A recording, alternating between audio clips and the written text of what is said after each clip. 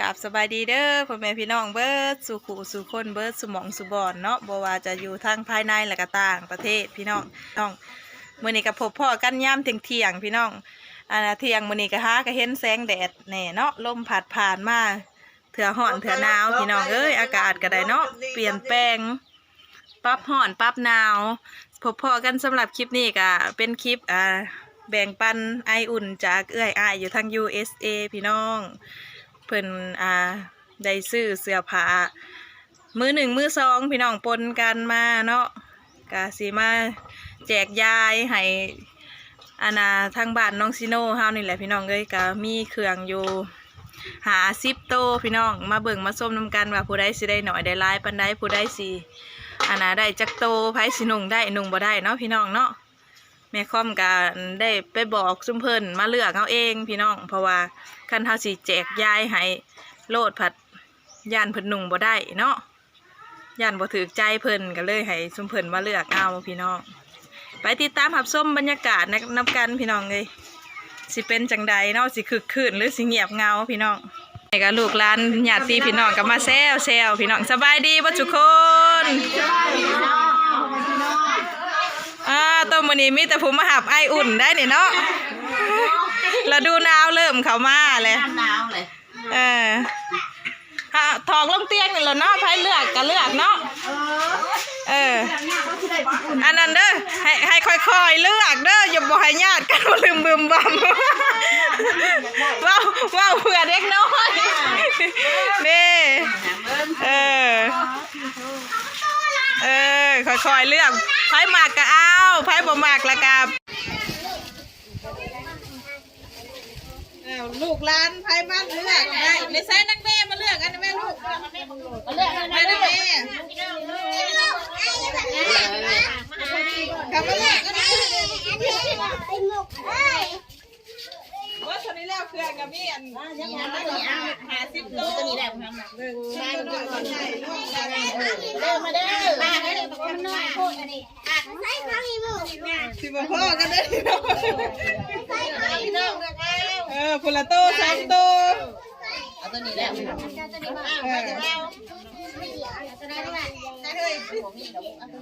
พุละโต2 โตพอได้ใส่กันหนาวพอได้ใส่ย่างไม้แล้ว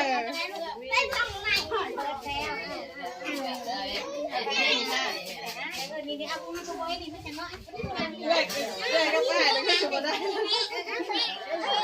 วันนี้ไม่แค่ให้ต้นใหญ่เพิ่มอีกเอาตัวนี้พอดีเลิกน้ำนี่สบายดีปลาลูกสบายดีปลาลูกสบายดีปลาลูกไว้สบายดีปลาลูกลูกค่ะสบายดีเด้อ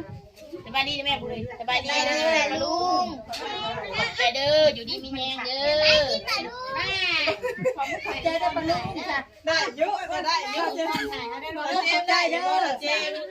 อื่นนอกเย็นพี่น้องให้ทุกคนถ่ายทุกคนเบิกด้วยนะเช้าตอนนั้นแป๊ะเสร็จแล้วดูค่ะลมอยู่บ่เยี่ยมดิลมถ่ายลูกความพูดคุณแม่ถ่ายลูกความพูดเห็นอยู่แม่อะไรโ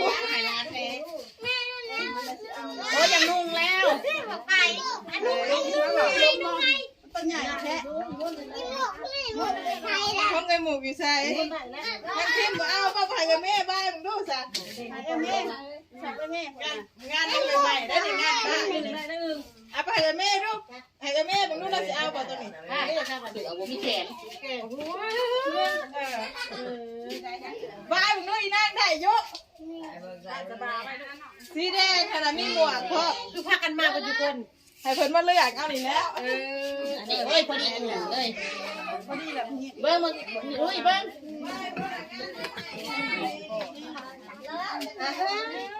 เบิ้งดูนะเลยจะช่างอะไรล้มหัวเปล่าพอดีอุ่นเนาะเสืออุ่นยังหนาว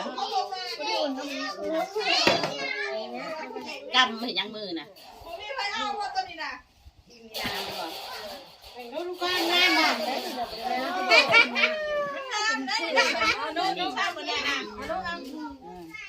งานบอกช่วยดิมันไม่ไล่เสือตัวนี้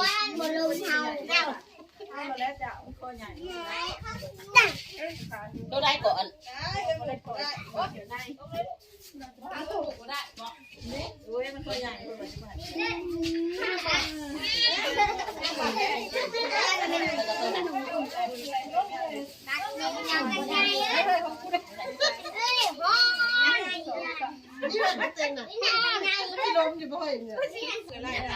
น้ำไม่อักว่าเลยต้มใหญ่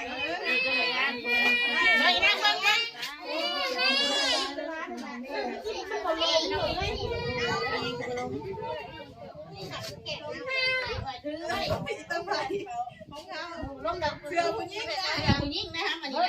ยมันเป็นยังไงมึงต้องไปตู้โอ้ยคุณน้าไปกันมามีหมวกเลยจ้ะใส่หมวกมีหมวกตอนได้ตัวได้กับช้อนแล้วกับช้อนอยู่ทางคนนึงให้ได้ถักใช่กับช้อนคุณอยากใส่คนผู้เป๊ะได้ถือใจว่าถือเอาตัวได้ในเลยเลือกคะแนนไม่ได้นะถือใจมากว่ามาป้าได้ไหมเสียเป็นใช้น้องพาเนี่ยตัวได้ฉันน้องพาเนี่ยตัวได้ใช้เนี่ยลูกหลานหลงสยามน้อยเลยนะคนค่ะเด็กคนไหนเราเป็นพี่น้องนี่แม่คุณแม่โอ้ยโทษเด้อแม่นี่ได้ตะทิวนี่เราได้ช่างบอกเบ้ย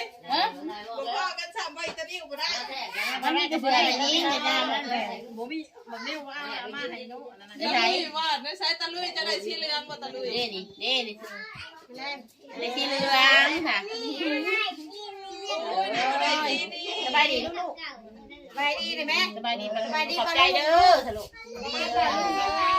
สบายดีดิมาล้มดอก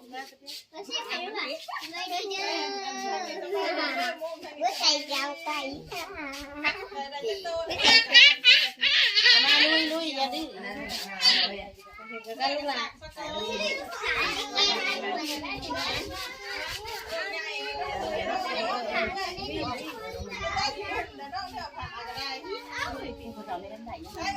นี่ก็เป็นบรรยากาศการแจกย้ายเสื้อผ้ากันหนาวให้กับบ้านน้องซิโน่เฮาเนาะพี่น้องกะก่อนอื่นก็ขอบุญขอบคุณทางเจ้าภาพเจ้าศรัทธาเนาะคือเอื้อยนำทิพย์และก็ไอลู่ทาง USA เพิ่นได้ซื้อเสื้อผ้ามาให้แม่ค่อมได้เป็นสะพานบุญให้แจกย้ายต่อให้กับพี่น้องบ้านน้องซิโน่เป็นจำนวนเสื้อผ้าอยู่50 โตพี่น้องทั้งเครื่องเด็กและก็เครื่องผู้ใหญ่เนาะก็ขอบบุญขอบคุณหลายๆขอให้เจ้าภาพเจ้าศรัทธาเอื้อยกับอ้ายจงอยู่ดีมีแห้งความเจ็บอย่าได้ความไข้อย่ามีเด้อให้มีอายุมั่นขวัญยืนเจริญรุ่งเรืองไป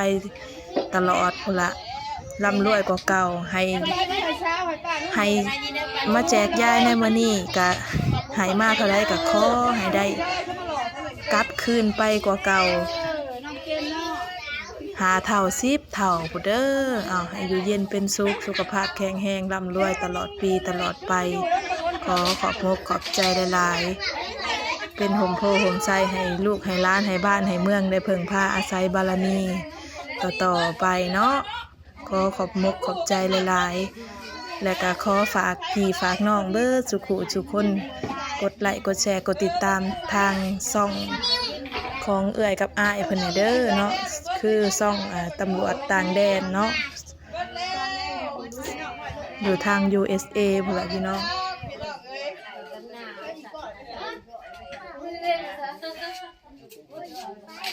มันเขาส่งแม่เจมเลยถ้าเขาบอกใครมันด้วยใครสิ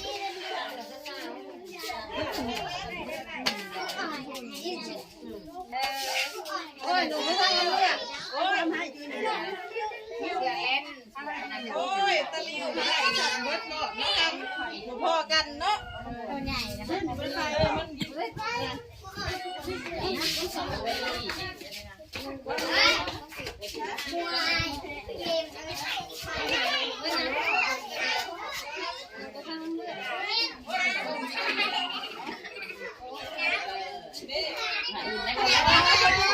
เนี่ยของบ้านนี่เป็นน้ำรอขนาดเลยเพื่อนเรื่องคนเดิมนี่นะดีเลยเนาะขณะเขากับเจ้าอันหล่อเลยพอดีเรียกไหนว่าน้ำมันหมูพอดีแก็บแล้วเนาะทั้งร้านก็ไปทั้งนาบ่เลยถือ